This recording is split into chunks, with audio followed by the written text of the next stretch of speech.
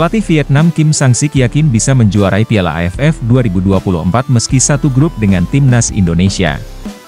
Berdasarkan hasil drawing yang diumumkan pada Selasa, Vietnam berada di grup B bersama Indonesia, Filipina, Myanmar, dan Laos. Kim Sang-sik menyoroti kehadiran timnas Indonesia. "Saya punya tujuan di setiap pertandingan dan setiap turnamen. Rekam jejak tim ini di Piala AFF sangat bagus meski pertandingan yang akan datang tidak akan mudah. Meski begitu, jika melakukan persiapan terbaik, maka tim Vietnam bisa menjuarai turnamen ini," ujar Kim Sang-sik. Juru taktik asal Korea Selatan itu sudah merasakan rivalitas antara Vietnam dan Indonesia. Menurutnya, skuad Garuda merupakan salah satu tim terkuat di ajang ke-15 tersebut. Dalam jadwal yang dirilis, Vietnam akan melawan Laos terlebih dahulu pada 24 November. Laga melawan timnas Indonesia akan menjadi yang kedua bagi The Golden Star. Jadwal Vietnam versus Indonesia akan bergulir pada 30 November 2024. Sedangkan timnas Indonesia akan mengawali perjuangan di Piala AFF 2024 melawan Myanmar pada 24 November.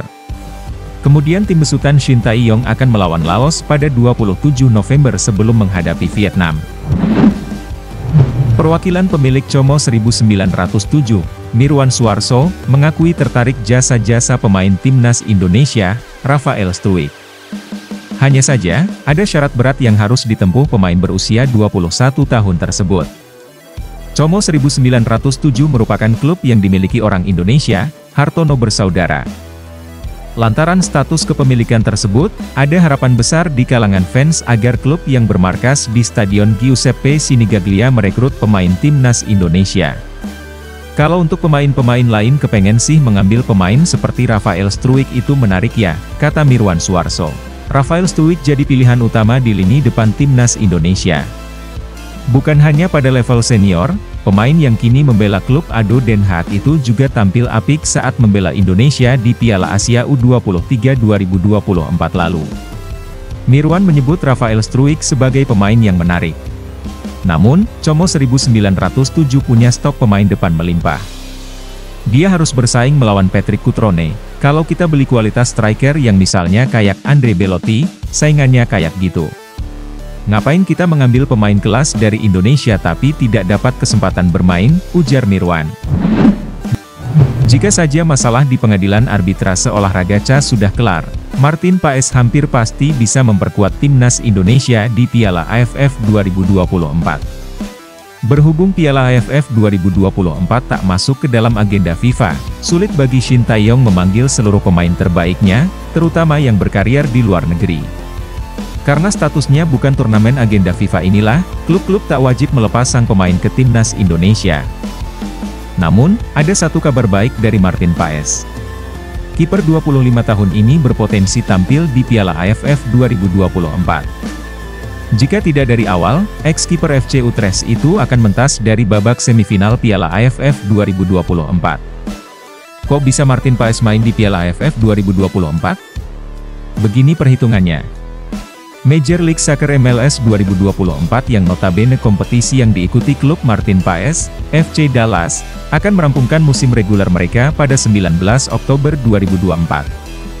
Jika FC Dallas gagal finish di posisi 9 besar wilayah barat, FC Dallas otomatis mengakhiri musim lebih cepat.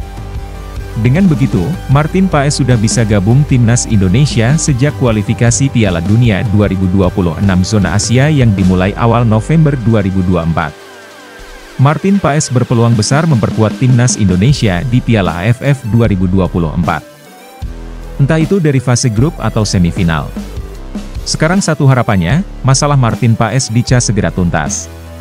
Dengan begitu, Martin Paes dapat turun saat timnas Indonesia menjamu Irak dan Filipina di dua laga pamungkas grup F kualifikasi Piala Dunia 2026 zona Asia.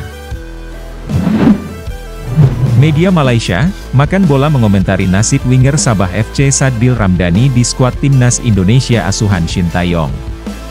Diketahui, Sadil Ramdhani merupakan winger bertalenta yang secara perlahan mulai tersisihkan dari skuad timnas Indonesia.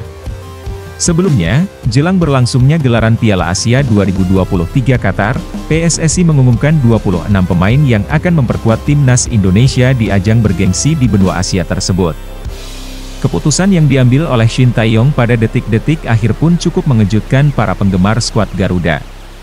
Hal ini karena pelatih asal Korea Selatan itu mencoret nama winger milik Sabah FC yakni Sadil Ramdhani yang digantikan oleh Adam Alis. Menyikapi hal tersebut, media Malaysia menyoroti soal nasib Sadil Ramdhani di skuad asuhan Shin Tae-yong. Sadil Ramdhani harus menelan kegetirannya karena kembali dikesampingkan oleh pelatih asal Indonesia, Shin Tae-yong, tulis makan bola. Ini bukan kali pertama Sadil tak dipanggil masuk timnas Indonesia. Sebelumnya, Sadil juga sempat absen mengikuti kampanye Piala Asia 2023 dan 2 laga kualifikasi Piala Dunia 2026 melawan Vietnam pada Maret lalu. Proses naturalisasi Kelvin Verdong dan Jean Ravens dikabarkan sudah diajukan ke DPR.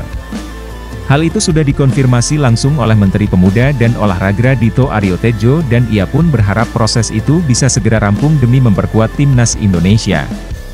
Sebagaimana diketahui, Verdong dan Raven merupakan pemain yang saat ini proses naturalisasinya sedang dikebut. Setelah berjabat tangan dengan Ketum PSSI Erick Thohir pada akhir bulan April lalu, kini proses kedua pemain itu mulai menemukan titik cerah. Menpora Dito menyampaikan, dokumen Verdong dan Raven telah diajukan ke DPR. Maka kedua pemain ini tinggal menunggu jadwal sidang di Komisi 2 dan 10 DPR. Pihaknya pun akan terus menjalin komunikasi agar bisa segera selesai. Alhamdulillah, sudah diajukan kembali ke DPR, jadi ini kita besok mungkin setelah pas jam kerja saya akan coba komunikasi dengan pimpinan DPR dan semoga bisa segera sesuai yang dibutuhkan timnas kita, ujar Dito. Pria berusia 33 tahun ini juga berharap tidak menunggu waktu lama untuk digelarnya sidang di Komisi 2 dan Komisi 10 DPR. Dengan harapan, proses naturalisasi Verdong dan Raven bisa cepat selesai seperti pemain-pemain sebelumnya. Tentu diharapkan proses Verdong dan Raven bisa dapat segera rampung.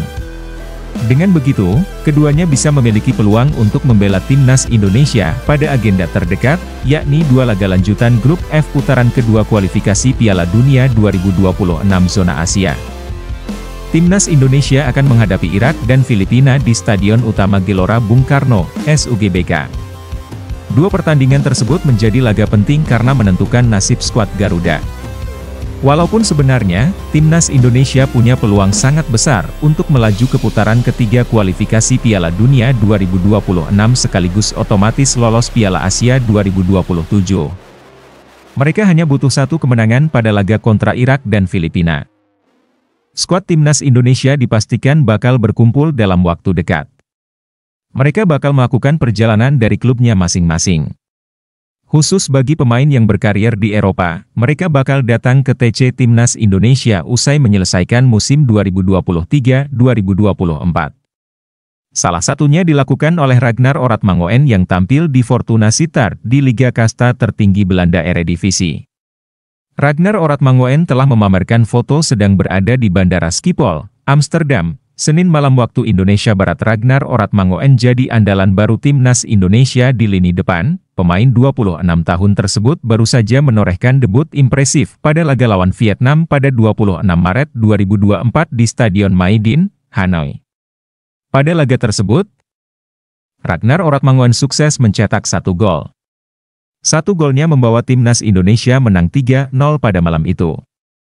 Kemenangan tersebut memantapkan tim Merah Putih di posisi kedua klasemen sementara kualifikasi Piala Dunia 2026 zona Asia. Nama Martin Paes tak masuk dalam daftar 22 pemain timnas Indonesia untuk kualifikasi Piala Dunia 2026. Pelatih timnas Indonesia, Shin Tae-yong sudah mengumumkan 22 nama yang dipanggil untuk laga tersebut. Hanya ada 2 kiper yang dipanggil Shin Tae-yong yakni Hernando Ari dan Adi Satrio.